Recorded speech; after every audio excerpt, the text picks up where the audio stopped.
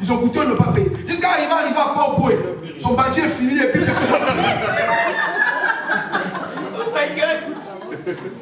Amen. Donc, je suis en train de dire, sur des mots simples, vous êtes Coca-Cola. Tu payes, tu bois. Si c'est pas bien, c'est pour toi. Si c'est bien, c'est pour toi.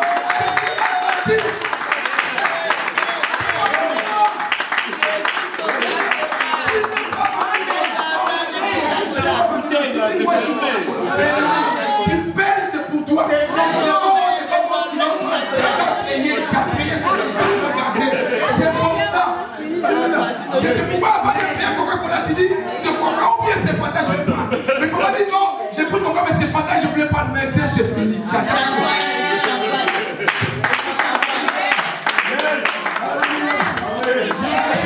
Là, je pense que c'est terre à terre. Là, c'est entré jusqu'à ils apparaissent. Ou bien? Oui, c'est bon. Là, c'est bien. Maintenant, je vais prendre la deuxième question. Pour la deuxième question, la Bible est claire là-dessus. Ce n'est pas vous qui êtes sorti du mariage. C'est cet homme. Je disais dans le livre de 1 Corinthiens chapitre 7. Je répète et je dis ceci. Il faut bien regarder la parole. Déjà, quand ton mari est déjà parti, il a déjà brisé les liens qu'on appelle les liens du mariage. Donc, au moment que lui, il a brisé les liens du mariage, vous êtes libérés. Amen. Vous êtes libre. Amen. Donc, vous pouvez vous remarier comme vous voulez. Okay. Parce que rien n'est voulu à cet homme. C'est lui qui enfreint les lois du mariage. Ce n'est pas vous. C'est pourquoi je reviens. Ce que j'avais dit, 1 Corinthiens chapitre 7. Dans 1 Corinthiens chapitre 7, l'apôtre Paul n'a pas résolu les problèmes de ce qu'on appelle les problèmes, ce que vous avez vécu. Mais l'apôtre Paul avait résolu des problèmes qui étaient spécifiques à ce moment-là.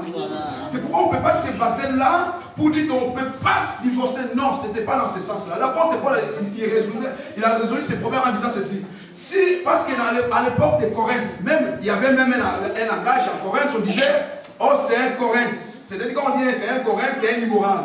Parce qu'il y avait une sorte d'immoralité en Corinthe. Yes. Maintenant, les gens qui venaient se marier, ils disaient, les gens qui étaient des païens qui sont devenus convertis, qui se sont convertis, on dit pour avoir une bonne relation avec Dieu, il est bien de ne pas toucher les femmes. Sinon, tu vas voir. L'apôtre Paul a dit non, c'est faux, ce n'est pas comme ça. Donc, c'est un problème spécifique.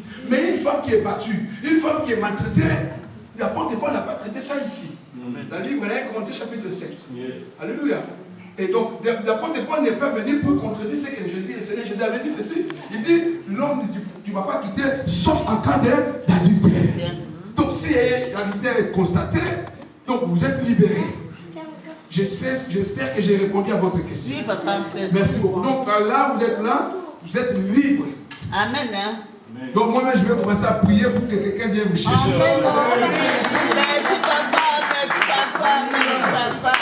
Amen. Est-ce qu'il y a une autre question? Merci pour ta sincérité. Une autre personne. N'ayez pas peur, parce que souvent vous posez des questions vous là-bas dehors. Maintenant, c'est le moment que vous êtes donné, posez des questions. À n'importe quel là. Oui, à n'importe quel, on peut interpréter.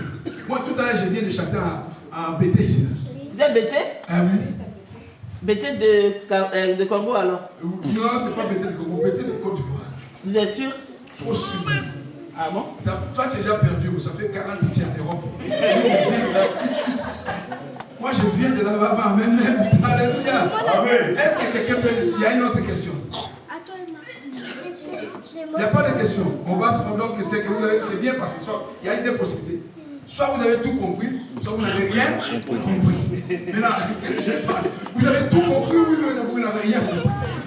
S'il n'y a pas de questionnaire, c'est que vous avez tout compris. Ou bien, vous n'avez rien compris. Est-ce que vous avez tout compris ou bien rien compris? Question. Bien compris. Ok. Maintenant, si vous n'avez rien compris, posez maintenant une question que vous ne comprenez pas. Moi, je voulais demander, en fait, on dit non qu'on ne dote pas la femme deux fois.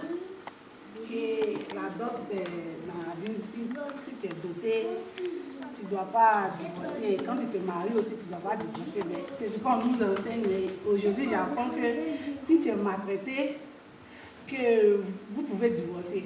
Mais nous, nos parents nous disent que si tu es maltraité, tu dois prier pour que tout s'arrange, mais quand tu es marié, tu ne dois plus divorcer. Donc, c'est ce que je voulais savoir. Merci beaucoup. Je dis et je répète. l'option biblique. Dieu n'a pas envisagé les divorces dans la Bible. Dieu n'a pas envisagé les divorces. Les divorces, Dieu l'a permis. Il a permis parce que, comme je disais dans le livre de Genèse, la terre est devenue corrompue. Les gens sont devenus tellement corrompus, tellement mauvais, que Dieu a compris. Au lieu d'aller mourir dans le mariage, il est mieux de divorcer. Parce que, mais ce n'est pas une option juste parce